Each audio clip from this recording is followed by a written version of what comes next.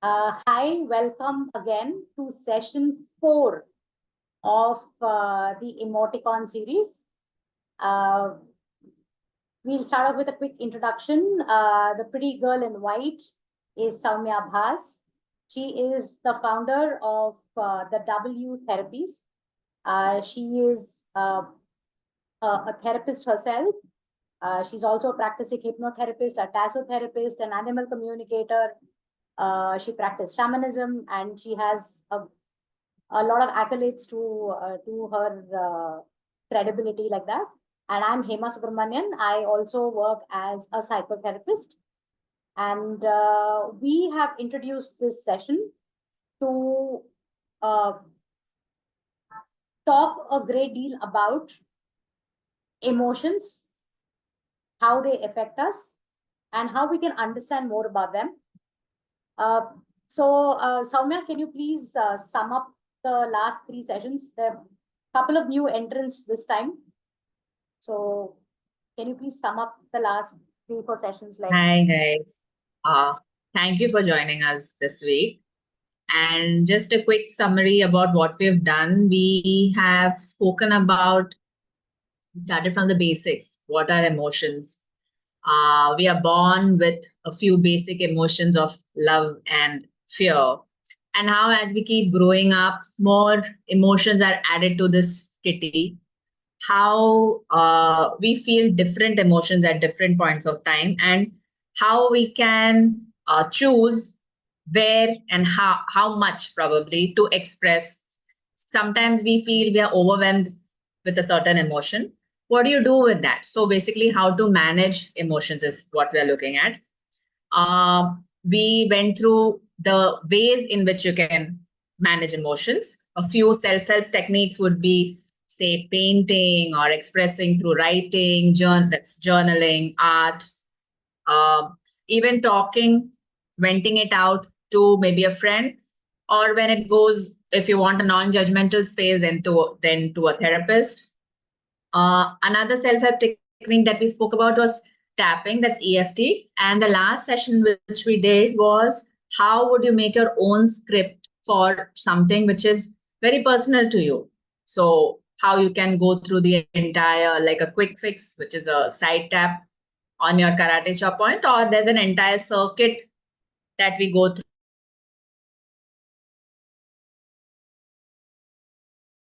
Have covered it and uploaded whatever we've shared so far on our YouTube channel, so you can definitely check that out for more information.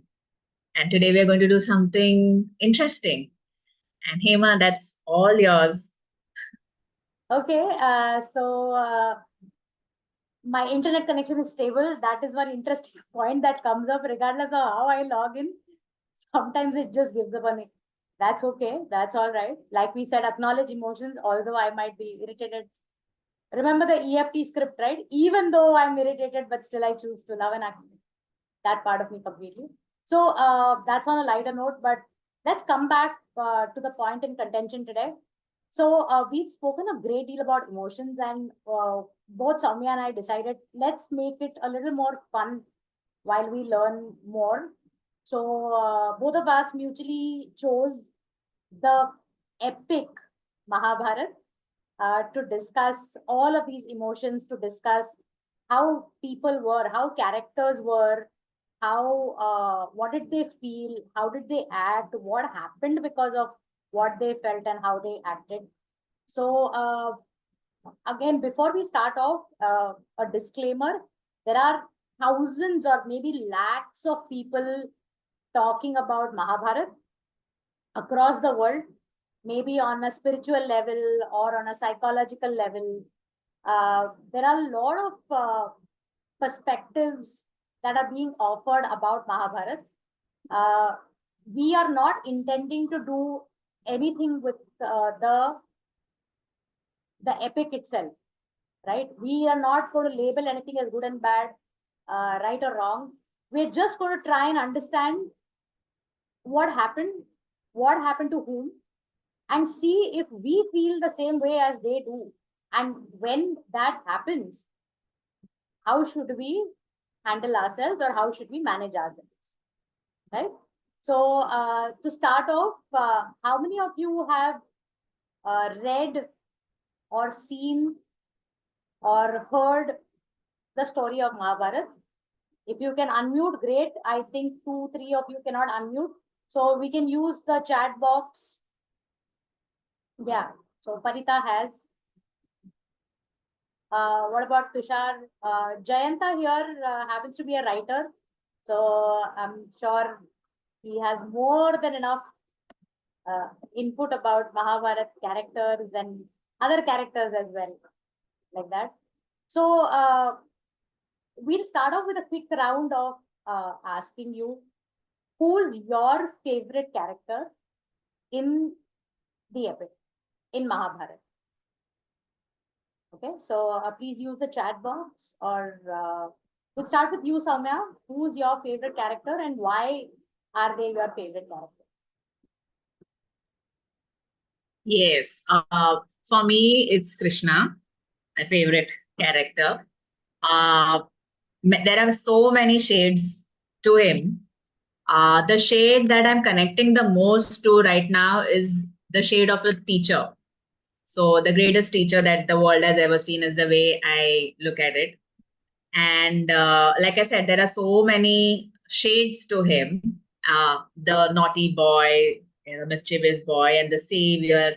But right now, for me, he's the ultimate teacher. And I'm taking pages of his book to help myself. So that's how I look at it. Right. Right. Great. Yes, Jen. You want to talk, chat?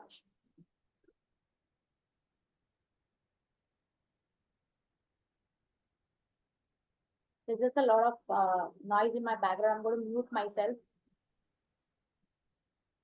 Hi, Hema. So I think so. I'm using my phone to get the captions. So I'm working with that. So I think I think my love for Draupadi increased after I read the book Palace of Illusions. Right, probably because I thought about Mahabharata from a very different angle and very different lens. And I like the vulnerability. Like I used to like the vulnerability. I still like the vulnerability of Arjun. Like he was like all ready to hear and get the wisdom at such a critical stage in life. Like he had opened up and laid himself bare. So I used to like that vulnerability of Arjuna a lot and used to find him very loyal. But probably over the years now, probably more as I age, I am becoming more of a feminist and more of the women power. And more now I can connect more with Draupadi because I feel that the confidence and the loyalty and the self-belief that she had to go through all the challenges despite the kind of background that she came from, it was like a lot of a privileged background and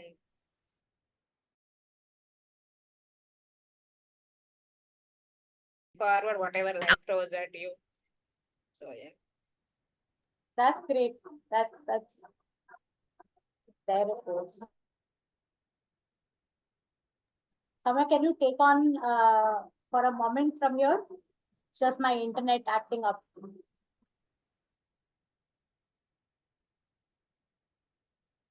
What about the others? Anything? Any character that pops up for you? A favorite one? Or maybe not a favorite one. How about someone who you absolutely dislike?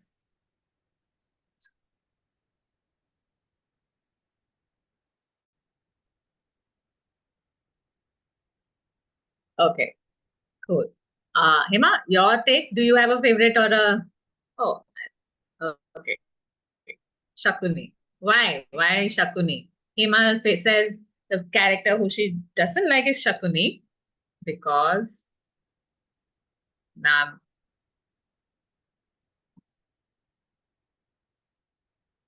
and then even more Shantanu. So these, yeah, go ahead.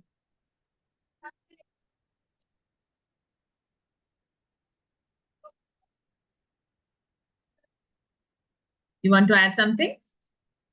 Parita is asking why Shakuni. Hema, I think irrespective of how internet connection is everyone wants to hear your take. Also, that the Ganpati Dole is just below my building. They are just added. So yeah, Ganpati Papa Moria. I think Shakuni, because he was way too vengeful and he would just not give up, you know. There was no end to his vengeance, and his emotion died when he died. You know, it was that bad. There was another character like that. Shikhandi was another character like that, who was vengeful enough, and her emotion also died when she died. You know, but it's the intensity of that vengeance that puts me, that makes me feel very restless. You know, overall. And I think the start of it all was Bhishma's father Shantanu, and he would just sulk and sulk, and every time he fell in love, just impulsively, he fell in love with two women. First was Ganga, and impulsively he said, "Ah, okay, I'll not ask you any questions." And then when it actually came to live up to his words, he was like, "Oh, what is happening? I didn't anticipate that this would happen, you know." So then he would sulk and be upset and be upset and be upset. And then finally, whatever, it ended when Ganga left. And then again, once again, he just like this love at first sight with this one as well. I forget her name. What is her name? The fisherwoman, Satyavati. So Satyavati, he falls in love and then he wants to go all out, you know. And then he realizes that he can't go all out because there are a lot of constraints here because of the promise that Satyavati's father asks of him, that Satyavati's son should be made the king of Hastinapur. So I think the sulking that he does afterwards, when he says that I can't give that to you because I've already given it to Devavrat, you know, I've already given him I've given him the throne actually. But the sulking that he does for days or months together, and that is when Bhishma gets very worried. No, he was not Bhishma then, it was Devavrat then. So he gets very worried. He said, "Kya ho gaya? What's happened to my father?" You know, and then he goes to find out what is happening to my father, and then he finds out the reason, and then he intervenes, and then he takes the terrible oath, you know, and then it goes. So it's it's like, how much can a person sulk, you know? So he kind of ticks me off a little there, which is actually the turning point of the story, right? If not for that, then this wouldn't have happened, and this wouldn't have happened, and that wouldn't have happened. So there's a domino effect of everybody's emotion and the action that is based on their emotion. So there is an effect, you know, it changes the course of your life. Just that simple emotion can change the course of your life, depending on what action that you take. You know, so Sowmiya put this beautiful post on Instagram. The handle is the W therapies, right? At the W therapies on Instagram, and I think she said it very beautifully there, that emotions are okay. They are what they are, and they will be what they will be. But we still have a choice to decide how to act, whether to act on. No? So I think that's a very interesting, and that's the philosophy that I go by too.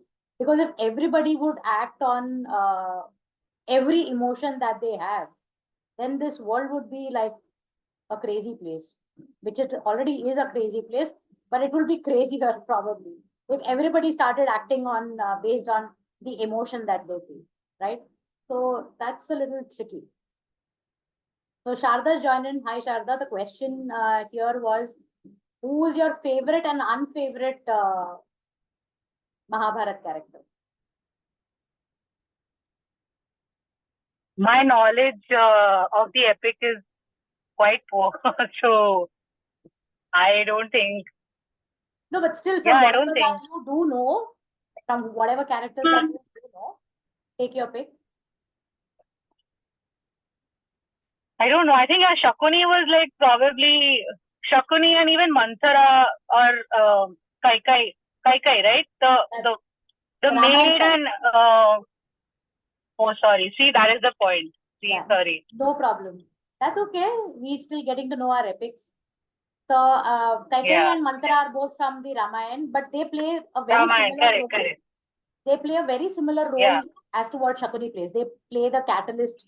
Correct. They play Correct. somebody Oh, who- Sana, like you scratch that person, you do this. See, you're basically correct. They are the catalyst. Yeah. So there are a lot of these secondary characters in Mahabharata that we'll talk about over a period of time and what role they played and why are those characters also equally important and what do they signify in our own minds, right? So that's also something that we'll definitely look at. But here I have another question for you. Is there anybody else? Jay, you unmuted yourself a couple of times. If you want to chat, you can chat. We'll be happy to hear your perspective as well. Meanwhile, for the others, the next question that's coming up for you is, what are the turning points in the epic of Mahabharata? Like, what do you think? Because we spoke about emotions and choice. Remember that not every thought and not every emotion has to be acted upon. Nobody says that you have to act on every thought and every emotion that crosses your mind. If we start doing that, our life will be very, very chaotic.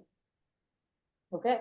Also, because our emotions and our actions have ripple effects. It has an effect on somebody else, and that person's life has an effect on somebody else. So we are all somewhere connected, no? So having said that, whatever we think or we do, we think that it doesn't matter to anybody. There are often times when in the depths of despair, we feel that, my emotions don't matter to anybody. My thoughts don't matter to anybody. It doesn't work like that. We are definitely influential, knowingly or unknowingly, right? So having said that, yeah, choices, turning points in the story. Draupadi's Chirharan, definitely a turning point. That set the premise for war, right? And the biggest, a very, very powerful emotion is shame. And very related to shame is humiliation, right? Being shamed by somebody, feeling shame because of others. Yes. So shame automatically can give rise to guilt or it can give rise to anger. And anger, when you act on the anger, it becomes vengeance, right? So vengeance per se is not an emotion, but shame gives rise to anger. Anger gives rise to actionable anger becomes vengeance. Yeah, Draupadi laughing and Duryodhan at him, calling him blind. Again, it's shame. Shame converted into anger. So basically, both Draupadi and Duryodhan face the same emotion, right? And how fast you action it out. Draupadi didn't have a catalyst, a very quick catalyst to action out her vengeance that easily, because Krishna was there trying to balance out a lot of things. But on Duryodhan's side, the shame and vengeance became very, very actionable because Shakuni was there. Love that was missing between all the brothers. That's the Kauravas you're saying? Sowmiya? I'm saying between the Pandavas and the Kauravas, they were related at the end of the day. Correct. But there was no love lost between them is the what the entire story is about. And there were, I think, chances maybe, or where there could have been the relationship could be mended, but that didn't happen. So love, like one of the most basic primary emotion that was there, it could have maybe we wouldn't have had the epic, but who knows what we could have had. True that. So yeah. Love is, again, although the most powerful emotion, some people say that fear is the most powerful emotion because it supersedes love sometimes. But love, seriously being the most powerful emotion on earth, very, very difficult to give. For some of us, also very, very difficult to receive. Whether we like it or not, we think we are like, yeah, who doesn't want love? Everybody wants love, right? Who will say no to love? But when we actually get affection, not in necessarily in the way we want it, but in the way that we get it, we find ourselves being very lost as to, oh my God, now what to do? I don't want it, or I don't want it this way, or I don't want it now. I wanted it back then. You didn't give it to me back then. Now you're giving it to me. Now I don't want it. So it's a very childlike, like attitude to say that, "Arey yaar, I want it and I want it right now." So I think that was also a very strong emotion in Duryodhan, saying, "I want it and I want it all," right? Uh, which starts off with a very childish tantrum, saying that this is mine, possessiveness, and then that becomes greed, and then that greed kind of takes over, overcomes him completely. That then with greed there is jealousy, and then there is anger, and there is more gajar bajar. So I think the entire epic has like these beautiful shades of emotions, very, very genuine. uh, I think in the literary world, what has happened now is that there are authors who've started writing books from everybody's perspective. So, like Parita spoke about the Palace of Illusions, beautifully written book from the perspective of Draupadi. Uh, and she writes, there's so many things that she describes that she felt. Even to a very small extent, it's written that she had this crush on Karna.